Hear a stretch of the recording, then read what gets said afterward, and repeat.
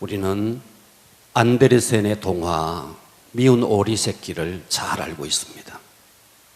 본래는 백조의 알이었습니다. 그런데 여러 개의 오리알 속에 들어가서 섞여서 어미 오리가 오리알인 줄 알고 품었습니다. 오리알보다 백조알은 좀 더 늦게 깨어난답니다. 다른 오리들은 다 깨어났는데 다른 오리알보다 2배나 더 큰 이 알은 깨어나지 않았습니다. 그리고 늦게 깨어났는데 다른 오리들보다 몸집이 2배나 더 큽니다. 그래서 오리 새끼들이 이 자기들보다 몸집이 2배나 더 큰 이 오리를 구박했습니다. 그리고 별명을 지어줬습니다. 미운 오리 새끼라고.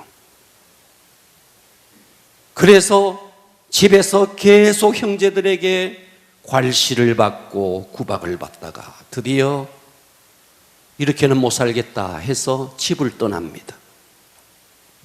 집을 떠나서 그래서 지나가다가 들오리들이 있는 곳에 가서 들오리들을 만났더니 들오리들을 쫓아도 저 미운 오리 새끼 구박합니다. 한 무리의 기러기떼에게 갔더니 기러기떼도 구박합니다. 온갖 새들이 있는 호숫가에 갔는데 그 호숫가에 많은 새들도 이 못생긴 오리 새끼 구박합니다. 그러던 어느 날 호숫가에서 너무나 아름다운 자태를 뽐내는 백조의 무리를 발견한 하얀 깃털에 긴 목을 유유히 헤엄치는 백조를 보면서 탄성이 저절로 나왔습니다. 그래서 몰래 무태에 숨어서 그 백조의 무리떼를 봅니다. 그런데 이 백조들은 잠시 목을 축이고 남쪽으로 날아가 버렸습니다. 이 미운 오리 새끼는 너무너무 아쉬웠어요.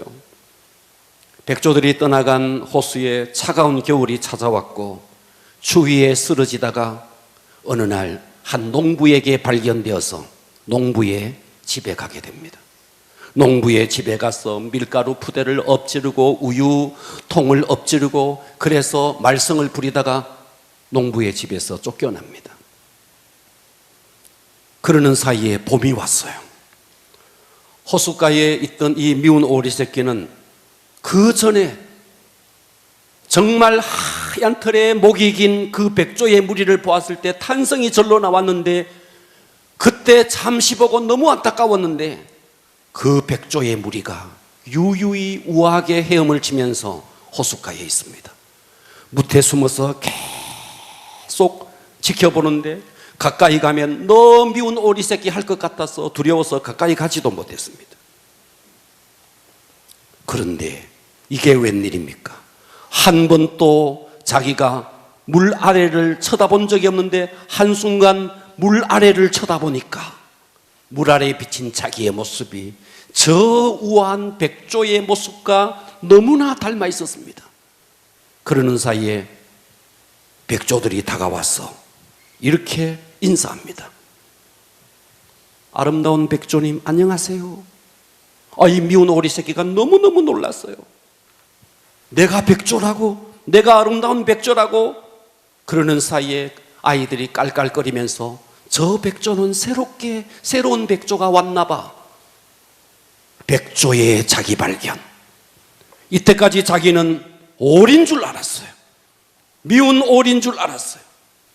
그런데 자기가 너무나 우아하고 목이 길고 하얀 깃털에 우아한 백조라는 사실을 깨닫게 됩니다. 그 이후에 이 백조는 자기의 발견을 통해서 남은 생을 행복하게 살았다. 이게 안데르센의 동화입니다.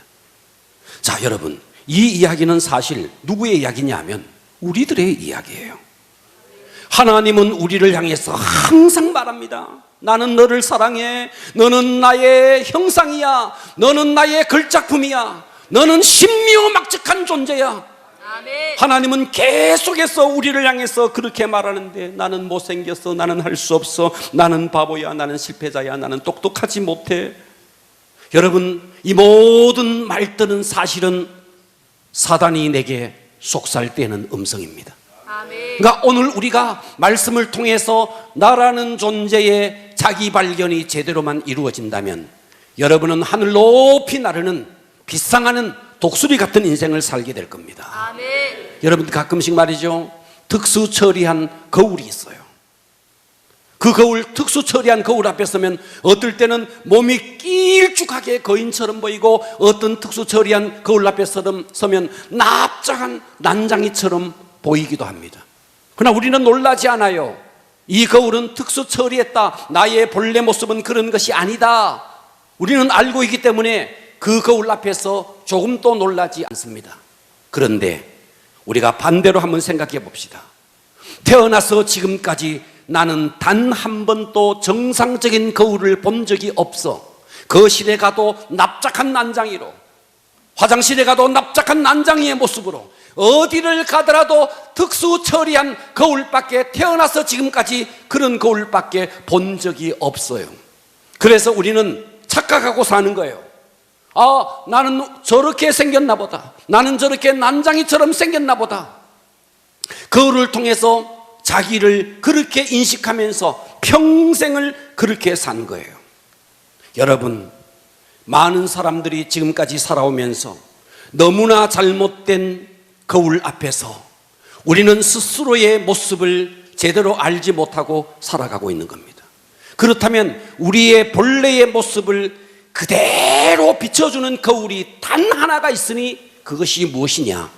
성경이라는 거예요. 아멘. 성경만이 나라는 존재가 어떤 존재인지, 내가 하나님 앞에서 어떤 존재로 지음을 받았는지, 그 하나님의 형상대로 지음받았지만 하나님을 떠나서 우리가 얼마나 죄인의 모습이었는지, 그 죄인된 우리를 하나님께서 이처럼 사랑하사 독생자를 주셔서 나를 어떻게 회복시켜 주셨는지, 성경은 우리의 모습을 있는 그대로 비춰주는 것입니다.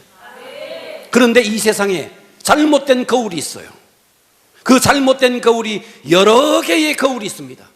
그 첫 번째 거울이 뭐냐면 전통이라는 잘못된 거울입니다. 가문의 전통, 나라의 전통, 어떤 사회의 전통이 있는 거예요. 우리 집에는 불교를 조상대대로 믿어왔어. 우리 집에는 태어나 보니까 누구 제사인지도 모르는데 제사를 지내며 살아왔어. 이와 같은 가문의 전통이 있습니다. 이런 전통이, 잘못된 전통이 나라는 존재를 비추는데 방해가 되고 있다는 겁니다. 또 하나의 거울이 있으니 문화라는 전통입니다. 각 나라의 문화가 있습니다. 아프리카의 문화가 있고, 아시아의 문화가 있고, 유럽의 문화가 있습니다. 이 문화라는 전통이 또다시 나라는 본래의 모습을 잘 비춰주지 못하고 있습니다. 또 하나의 거울이 있으니 학문이라는 거울입니다. 우리는 학교에서 배웠어요.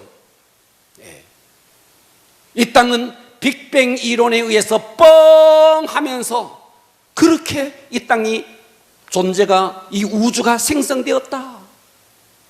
그 무생물에 생명체가 들어가서 생명 발생이 되었다. 그 생명이 아메바가 되고 이렇게 진화가 되어서 지금의 인간이 되었다.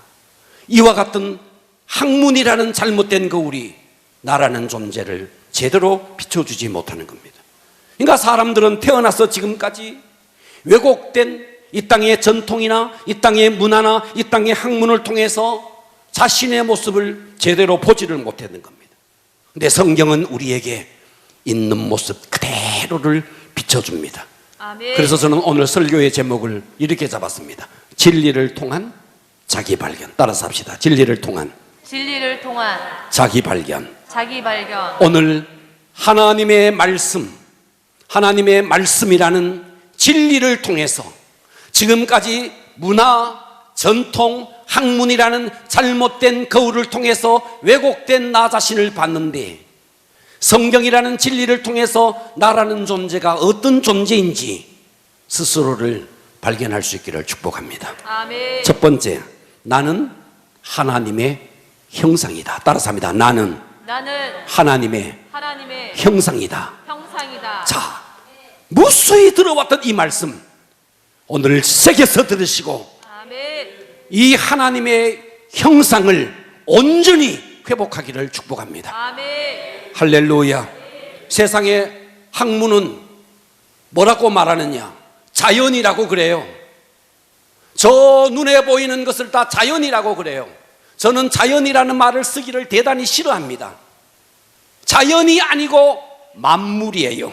하나님이 창조한 만물이에요. 아멘. 그런데 세상은 자연이라 그래요. 왜요? 자연이 됐다는 거예요. 자연 없는 겁니다. 아멘 합시다. 아멘. 자연 없는 거예요. 빅뱅 이론에 의해서, 생명 자연 발생 이론에 의해서, 진화론에 의해서 이런 학문들이 뭐라고 말을 하더라도 성경은 그렇게 말하지 않습니다. 성경은 하나님이 태초에 천지를 창조했다는 거예요. 할렐루야. 아멘. 제가 어제 백과사전을 쭉 한번 뒤져봤습니다. 창조를 반대하던 사람들 가운데서 진화가 옳은 것이다, 이것을 밝히기 위해서 창조를 연구하다가 진화는 우연한 원자 결합으로 된 것이다 라고 주장했던 파스테르라는 한 학자가 있었습니다. 생물학자입니다. 이 생물학자가 실험을 하나 했어요. 실험을. 우리는 간혹 말이죠, 쓰레기통에 쓰레기를 막 집어넣다 보면 거기서 막 날파리가 생기고 막 벌레들이 막 생기는 걸 봅니다. 아니, 왜 이렇게 날파리가 생기지? 날파리가 없었는데 왜 날파리가 생기지? 왜 벌레가 생기지? 이 생물학자 파스테르가 어떤 연구를 했느냐 하면, 아무것도 없는 진공, 생명체라고는 아무것도 없는, 찐득이도 없는, 아무것도 없는 이런 진공 상태를 1년이고 2년이고 10년이 넘도록 두어도 그 속에서는 어떤 것도 나오지 않더라는 거예요. 어떤 것도. 다시 말해서 무생물에서의 생물은 있을 수가 없다는 거예요. 이거는 생물학자의 이야기예요. 그러니까 우리가 쓰레기통에 벌레가 나오고 날파리가 나오는 것은 뭔가가 들어가 있어서 나오는 거예요. 아무것도 없는 진공 상태에서는 어떤 것도 나올 수 없다. 이것을 연구하던 파스테르가 생명 자연 발생 이론은 있을 수 없다, 생물학자가 이렇게 이야기한 거예요. 그의 실험 결과. 그래서 그 이후에 생명 자연 발생 이론은 폐기되었습니다. 생명은 생명에서만이 발생되어 나온다는 것입니다. 할렐루야. 아멘. 여러분, 정원에 핀 꽃이 저절로 되었다고요? 동물들이 먹이긴 기린 저절로 되었다고요? 여러분, 바다에 무수한 고기들이 저절로 그렇게 되었다고요? 자연 없는 겁니다. 반드시 창조만이 있는 것입니다. 아멘. 그러니까 세상의 전통이라는, 문화라는, 학문이라는 이와 같은 왜곡된 거울들이 우리를 잘못 인식하게 만들었던 것입니다. 모든 것은 진화론 자체가 우연이라고 말하지만 우연 없는 것입니다. 진화 없는 것입니다. 아멘. 단세포에서 아메바로 진화되어서 원숭이가 되었다가 인격체인 나라는 인간이 되었다, 있을 수가 없는 겁니다. 아멘. 창조만이 진리인 것입니다. 아멘. 오늘 시편 8편 1절은 이렇게 말합니다. 여호와 우리 주여, 주의 이름이 온 땅에 어찌 그리 아름다운지요. 하나님을 깨달았던 다윗은 하나님의 영광이, 주의 영광이 하늘을 덮었다는 거예요. 그러면서 다윗은 고백합니다. 3절에 보니까 주의 손가락으로 만드신 주의 하늘과 주께서 베풀어 주신 하늘의 저 달과 별들을 내가 보고 있다는 거예요. 그래서 세상은 하나님께서 천지를 창조할 때 첫 번째 어떻게 창조했느냐? 무에서 유로의 창조, 무에서 유, 바로 이것이 창세기 1장 1절입니다. 태초에 하나님이 천지를 창조하시니라. 아멘. 이것이 바로 무에서 유를 창조한 거예요. 아멘. 그런데 두 번째, 무에서 유를 창조했는데 두 번째는 유에 있는 유에 생명을 집어넣은 거예요. 자, 창세기 1장 21절에 보면 하나님이 큰 바다 짐승들과 물에 번성하여 움직이는 모든 생물을 처음에는 무에서 유를, 두 번째는 생명체를 창조했다는 거예요. 세 번째는 하나님께서 27절에 보니까 하나님이 자기 형상 곧 하나님의 형상대로 사람을 창조하시되, 그러니까 무에서 유로의 창조, 두 번째는 생명체로의 창조, 세 번째는 하나님의 형상애로의 창조. 이 땅은 우연이 없다는 겁니다. 아멘. 그래서 성경은 히브리서 11장 3절에 믿음으로 모든 세계가 하나님의 말씀으로 지어진 줄을 우리가 아나니, 다시 말해서 진리의 말씀을 믿음이라는 채널, 통로를 통해서 이 땅의 모든 것은 하나님이 창조하셨다는 거예요. 할렐루야. 아멘. 하나님만이 진리고 성경만이 진리인 것입니다. 아멘. 자, 우리가 왜곡된 자기 발견, 이때까지 나라는 존재는 어떤 존재인가? 원숭이에서 내가 됐겠지. 왜곡된 겁니다. 성경은 우리를 뭐라고 말하는데 하나님의 창조물이다. 그 창조물인데 어떤 창조물이냐? 하나님의 형상대로 지어졌다. 아멘. 그러니까 하나님의 형상이라는 뜻은 세 가지 뜻이 있습니다. 첫 번째는요, 하나님의 형상이라는 뜻은 모든 창조물과 구별된 창조. 따라서 합니다. 모든 창조물과 구별된 창조. 이게 무슨 말이냐면, 하나님은 새는 새의 종류대로, 짐승들은 짐승의 종류대로. 그런데 우리 인간은 종류대로가 아니에요. 하나님의 그 형상의 모양을 따라서 지은 거예요. 아멘. 그러니까 하나님의 형상대로 지어졌다는 말은 이거는 구별된 창조. 아멘. 아멘. 하나님의 형상을 따라서 구별된 창조다. 두 번째, 하나님의 형상이라는 말은 눈으로 보이는 가시적인 모양이 아닙니다. 내면의 성품을 말하는 거예요. 아멘. 우리의 내면에 지, 정, 의가 있는 이 인격이 바로 하나님의 형상을 닮았다 하는 겁니다. 아멘. 세 번째, 하나님의 형상을 따라 지었다는 말은 하나님과 교제할 수 있는 존재로. 그래서 이 땅에 하나님과 교제하는 채널이 뭔데? 예배인 거예요. 아멘. 할렐루야. 여러분, 예배하는 짐승을 보셨나요? 예배하는 소를 보셨나요? 기도하는 돼지를 보셨나요? 이 땅에 어떤 짐승이 있어서 기도를 하고 찬양을 하고 예배를 드립니까? 어떤 원숭이가 있어서 하나님을 찬양합니까? 유일하게 하나님과 교제하는 채널인 예배를 드리는 존재는 하나님의 형상을 따라 지음받은 인간밖에 없다는 거예요. 할렐루야. 그러니까 우리는 한시도 잊지 마셔야 됩니다. 사람들이 볼 때 나라는 존재가 보잘것없는 존재라고 여길지라도 아니야, 나는 하나님의 형상이야. 아멘. 예. 그리고 세상이 예배를 방해하고 세상이 예배를 막기 위해서 온갖 방법을 쓴다 할지라도, 어떤 방법으로도 예배를 폄하한다 할지라도, 하나님의 형상을 따라 지음받은 인간의 최고의 행위는 바로 예배라는 거예요.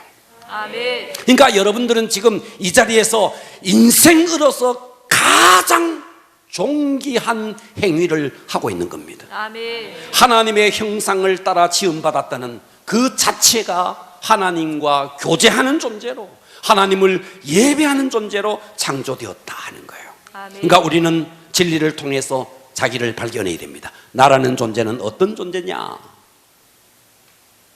바로 원숭이에서 진화된 그런 인간이 아니다. 하나님의 창조물이다.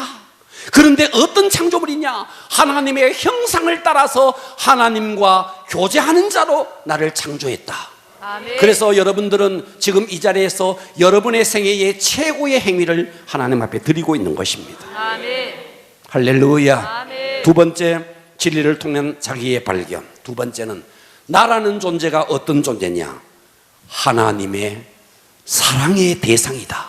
아멘. 아멘. 하나님의 사랑의 대상이다. 그냥 하나님의 형상, 구별된 존재, 하나님을 예배하는 존재만이 아니라 하나님의 지극한 관심, 지극한 돌봄을 받는 하나님의 사랑의 대상이다. 4절을 보십시오.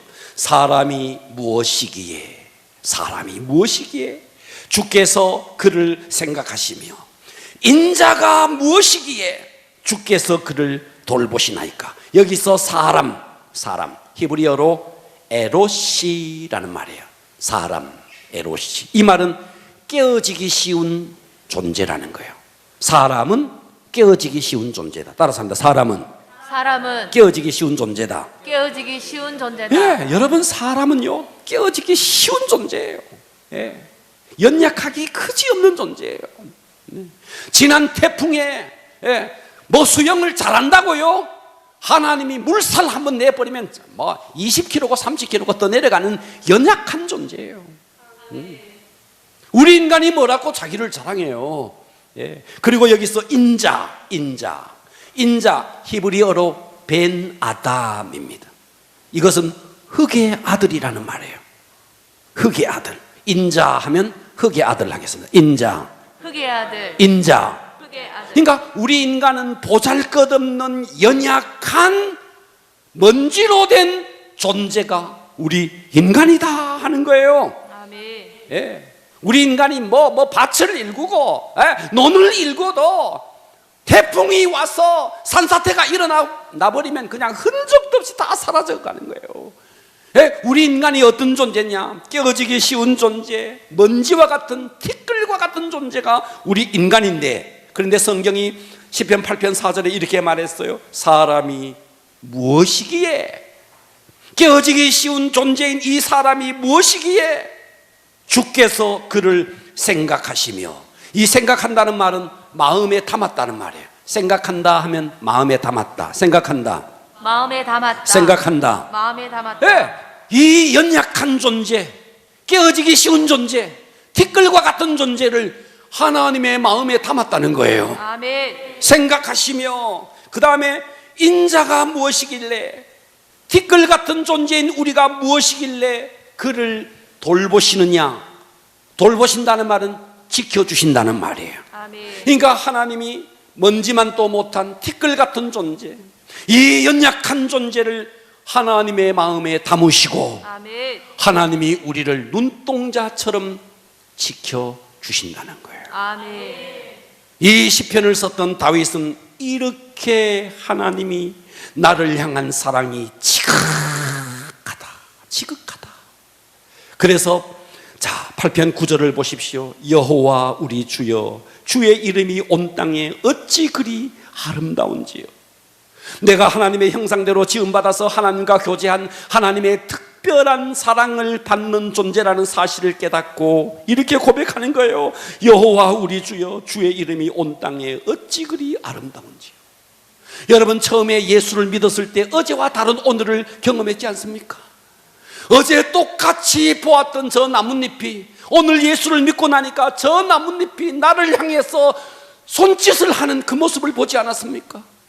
그러니까 이 지금 다윗은 말이죠, 나라는 존재는 티끌 같은 존재, 연약한 존재, 그런 존재인데 하나님께서 하나님의 마음에 나를 담으시고 눈동자처럼 나를 지켜주시는 하나님의 지극한 사랑을 깨닫고 나니까 만물이 어찌 그리 아름다운지요. 여호와 우리 주여, 주의 이름이 온 땅에 어찌 그리 아름다운지요. 사랑하는 여러분, 그래서 우리는 이 진리의 말씀을 통해서 나라는 존재를 잘 발견해야 됩니다. 아멘. 나라는 존재가 어떤 존재인데 하나님의 형상이라는 거예요. 아멘. 하나님과 교제할 수 있는 특권을 가진 유일한 존재, 이 땅에 그 어떤 존재도 하나님을 예배할 수 있는 존재가 아무도 없는 거예요. 하나님을 예배할 수 있는 유일한 존재. 그런데 나라는 존재가 티끌 같은 존재요, 먼지 같은 존재요, 연약해서 깨어질 수밖에 없는 존재이지만 하나님이 그의 마음에 나를 품으시고 아멘. 눈동자처럼 나를 지켜주시는 이 지극한 하나님의 사랑을 깨닫는다면 세상에 좀 문제가 되고 세상에 좀 좌절되는 일들이 있어도 아무 문제가 없는 겁니다. 아멘. 우리가 나라는 존재를 발견하지 못하니까 시시때때로 환경에 흔들리고 세상에 흔들리고 세상에 요동하는 것입니다. 원래 나라는 존재는 손바닥에 있는 먼지같이 후 불어버리면 날아가고 아무것도 없는 티끌 같은 존재인 나를 하나님의 마음에 담으시고 이렇게 눈동자처럼 지켜주시는 하나님의 지극한 사랑의 대상이다. 무엇이 두려울 것이 있느냐 이 말이에요. 예. 아멘 합시다. 아멘. 시편 8편 5절을 보십시오. 더 나가서 하나님이 뭐라 그러는가? 그 인간을 하나님보다는 조금 못하게 하시고, 예. 여기서 주장하는 게 그래 우리 인간은 하나님보다 못한 존재야, 이것을 강조하는 게 아니에요. 이 말은 무슨 말이냐? 하나님 외에는 이 땅에 인간이 최고다는 말이에요. 아멘. 하나님보다는 조금 못하게 했지만 이것에 우리가 뭔 원망이 있을 수 있어요.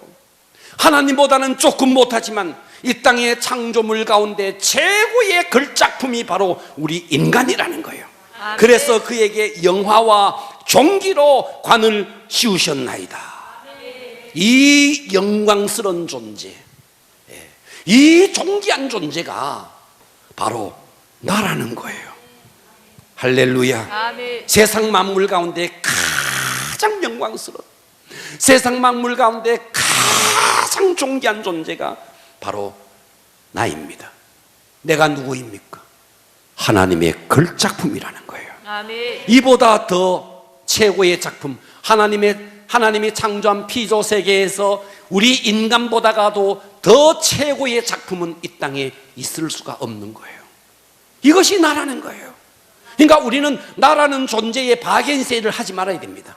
뭐 백화점에 가니까 말이죠, 10만 원짜리를 5만 원에 팔더라고요. 바겐세일 하더라고요. 여러분이 어떤 존재인데 하나님의 형상, 하나님께 예배할 수 있는 특권을 가진 존재. 할렐루야. 아멘. 네. 하나님보다는 조금 못하지만 이 세상 가운데 하나님의 피조물 가운데 최고의 걸작품, 영화와 종기의 간을 씌워주신 하나님의 작품, 이것이 나라는 거예요. 할렐루야. 아멘. 네. 제가 예전에 LA 올림픽이 열릴 때 이런 일이 있었어요. 중국의 어느 다이빙 선수가, 여잔데 다이빙 선수가 금메달을 땄어요. 그래서 기자가 가서 이 다이빙 선수에게 인터뷰를 했어요. 그 언론들이 신문의 대문짝처럼 언론들이 떠들어댔습니다. 키도 작은데, 동양 선수로서 키도 작은데 어쩌면 그렇게 다이빙할 때 그 몸이 유연한지 극찬을 아끼지 않았습니다. 아나운서가 인터뷰를 하면서 이렇게 말했어요. 당신은 동양 여자이면서 몸집도 아주 왜소한데 어떻게 그렇게 아름다운 다이빙을 연출할 수 있었나요? 금메달의 비밀은 무엇입니까? 그때 이 중국 선수는 이렇게 이야기했습니다. 저의 어머니 때문이에요. 어머니가 왜요? 저는 원래 다이빙 선수가 아니었어요. 저는 원래 100m 선수였어요. 그런데 제가 달리기만 하면 가다가 넘어진다는 거예요. 그때마다 우리 어머니는 항상 이렇게 말을 했어요. 딸아, 너무 잘하려고 하지 마. 그냥 최선을 다해. 너는 나의 사랑하는 딸이야. 너는 나의 최고로 사랑받는 딸이야. 그러다가 어떻게 종목을 바뀌어서 다이빙을 했는데, 다이빙 선수가 됐는데 항상 다이빙을 하려고 설 때마다 두려웠대요. 그때마다 어머니가 자기를 보면서 팍 박수를 쳐주면서 너는 나의 사랑하는 딸이야. 그냥 최선을 다하면 돼. 너무 잘하려고 하지 마. 넘어져도 괜찮아. 일어서면 되는 거야. 어머니가 항상 그랬다는 거예요. 다이빙을 하면서 크고 작은 실수를 많이 했지만 너는 1등 하려고 하지 마라. 그냥 최선을 다해라. 그냥 뛰는 모습 그 자체가 아름다운 거야. 너는 나의 사랑하는 딸이야. 그래서 이 선수는 항상 설 때마다 그 어머니의 말을 다 생각하면 마음에 평안해졌다는 거예요. 여러분 들리지 않으세요? 하나님이 지금 우리를 향해서 말하는 거예요. 너는 아멘. 나의 형상이야. 아멘. 너는 내가 너를 내 가슴에 품고 너를 눈동자처럼 사랑하는 이 지상의 최고의 걸작품, 나의 사랑의 대상이야. 아멘. 이 하나님의 음성이 들리지 않나요? 예. 여러분, 스위스의 유명한 신학자 칼 바르트가 미국을 방문했습니다. 최고의 신학을 공부한 사람들은 칼 바르트를 모르는 사람이 없습니다.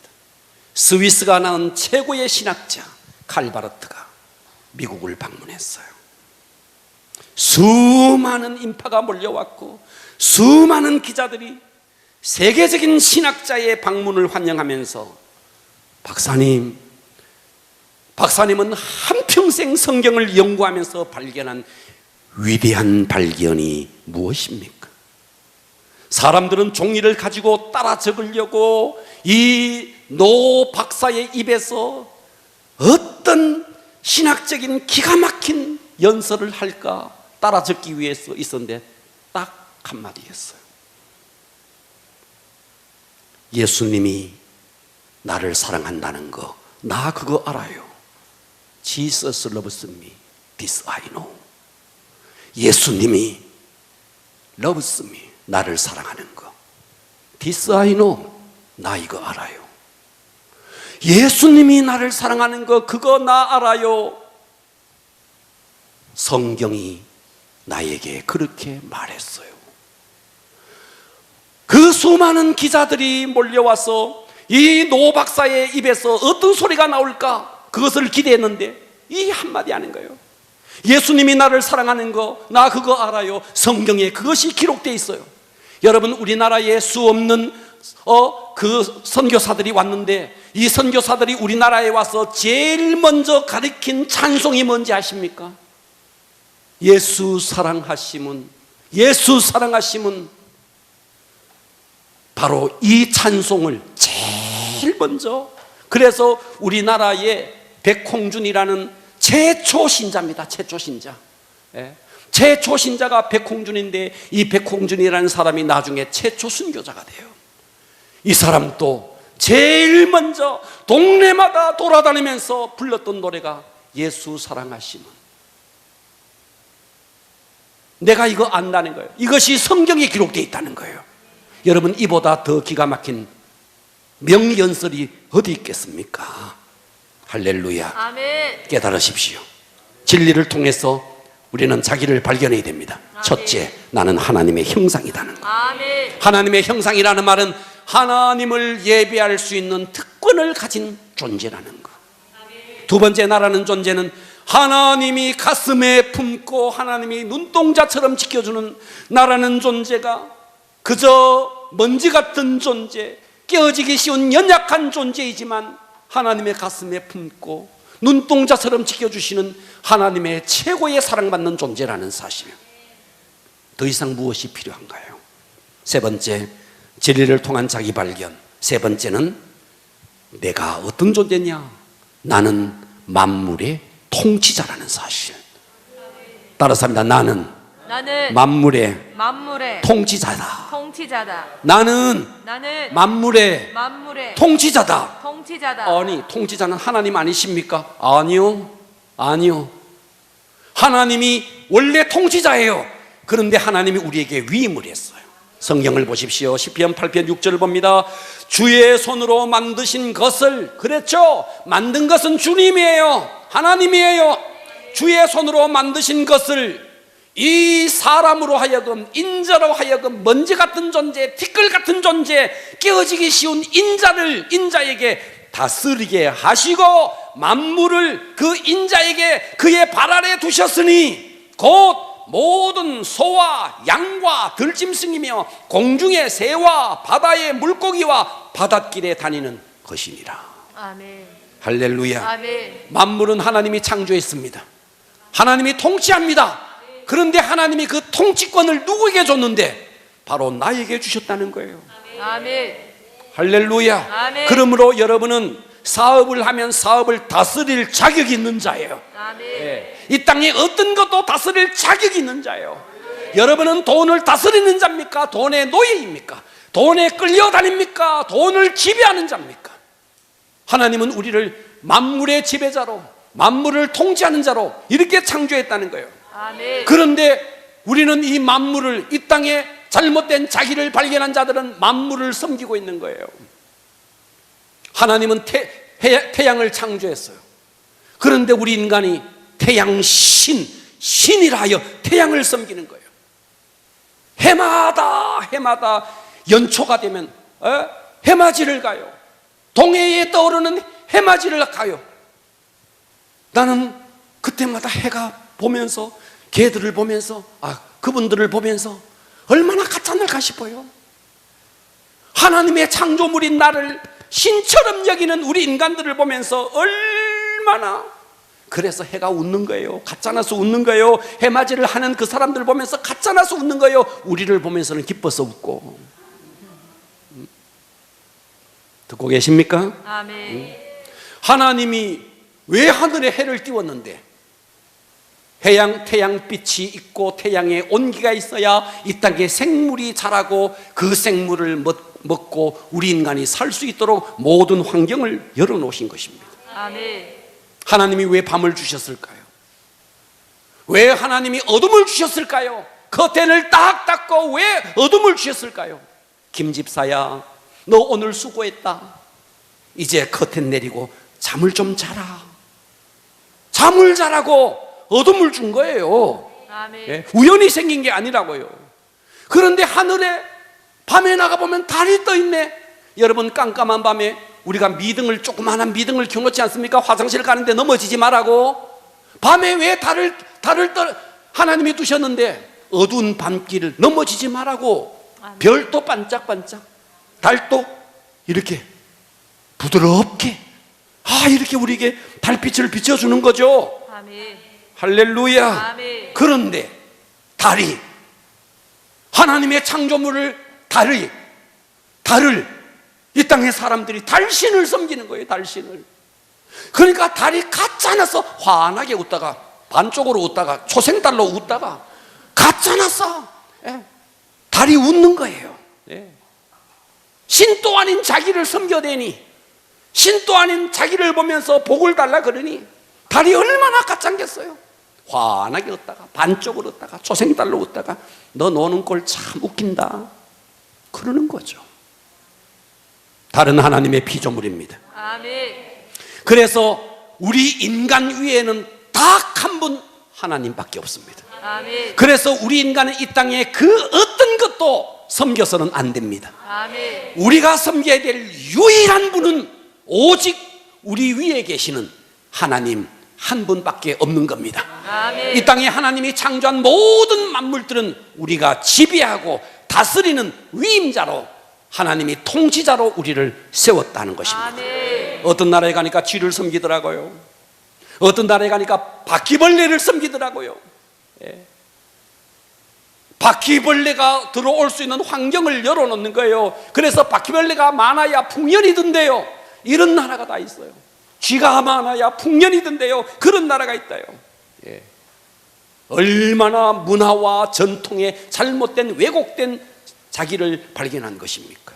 나라는 존재는 하나님의 최고의 걸작품인 하나님의 형상. 아멘. 아멘. 그런데 나라는 존재는 하나님의 가슴에 담아둔 먼지 같은 존재인 나를, 티끌 같은 나를, 연약한 나를 눈동자처럼 지켜주는 하나님의 최고의 사랑의 대상. 할렐루야. 아멘. 그런데 그것만이 아니라 이 땅을 지배하고 다스릴 수 있는 존재로 나를 창조했다. 아멘. 할렐루야. 아멘. 여러분, 이제부터 우리는 만물의 주인답게, 돈의 주인답게, 돈의 노예가 아니라 돈을 다스리는 자로, 만물의 주인으로, 만물의 노예가 아니라 주인으로. 어떻게 하면 되는데, 하나님과의 관계가 바로 되면 이 모든 것은 회복되어지는 것입니다. 아멘. 회복되는 길은 딱 하나. 원래 우리가 하나님의 형상대로 지어졌지만 하나님을 떠났어요. 그런데 하나님이 우리를 회복시키기 위해서 예수 그리스도를 보내주신 것입니다. 아멘. 그래서 우리는 예수 그리스도를 통해서 내 속에 있는 죄의 문제가 해결되면 우리는 지금까지 말했던 이 복이 나의 복이 되는 것입니다. 아멘. 제가 일전에도 이런 말씀을 드린 적이 있습니다. 4.5와 5가 친구였습니다. 뭐 0.5밖에 차이가 안 나니까. 그런데 이 4.5는 0.5가 작아서 적어서 5에게 늘 시달렸습니다. 맨날 5에게 가면 4.5는 구박을 받았습니다. 그러던 어느 날 이 4.5가 4.5에게 기가 막힌 섬광 같은 굿 아이디어가 떠올랐습니다. 그래 점 빼자. 4.5에 점을 빼버리니까 45가 돼버리는 겁니다. 이 45가 바로 5에게 전화를 걸었습니다. 야, 나 좀 보자. 긴급 전화를 걸었습니다. 그래서 5가 야, 너 왜 그래? 뭐 잘못 먹었어? 4.5가 점을 빼고 나니까 45가 된 이 45가 5 앞에서 당당합니다. 야, 나보고 4.5라고 부르지 마. 나 점 뺐어. 4.5라고 부르지 마. 나 45야. 여러분, 우리 속에 있는 이 죄의 점, 할렐루야. 아멘. 이것을 위해서 하나님이 독생자 예수 그리스도를 보내주셨다 이 말이에요. 그 예수 그리스도를 통해서 내 속에 죄의 점만 빼버리면 우리는 하나님의 형상이요, 하나님의 걸작품이요, 아멘. 하나님의 최고의 사랑받는 존재요, 하나님이 이 땅을 통치하는 통치자의 위임을 우리에게 맡겨주셨으니 아멘. 우리에게 무엇이 더 부러울 것이 있느냐 하는 거예요. 할렐루야. 아멘. 독일의 내학자 에크모노가요, 우리 인간의 뇌를 연구해 봤더니 이 뇌를 쫙 펼쳤더니 신문지 한 장만 하더래요. 뇌를 펼쳐봤더니 그 뇌세포가 몇 개냐니까 136억 5천만 개더래요.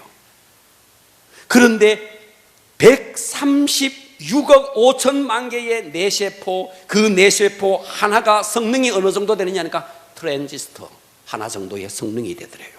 연구를 해봤더니 이 땅의 문호 괴테가 0.4%의 뇌를 썼더래요. 그리고 안슈타인이 0.6%를 썼더래요. 이 땅의 인류 가운데 1%를 쓴 사람이 없더라는 거예요. 1%만 써버리면 이 땅의 최고의 천재가 되는 거예요. 그런데 이 죄의 점만 빼버리면 하나님은 우리를 하나님의 형상으로, 최고의 걸작품으로, 최고의 사랑받는 존재로, 이 땅을 통치하는 존재로.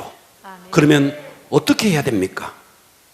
예수 그리스도의 보혈로 여러분 속에 사단이 박아놓은 이 죄의 대못을 빼버리면 되는 것입니다. 아멘. 그렇다면 하나님이 원하는 삶, 기가 막힌 기적의 삶을 우리가 살 수 있는 것입니다.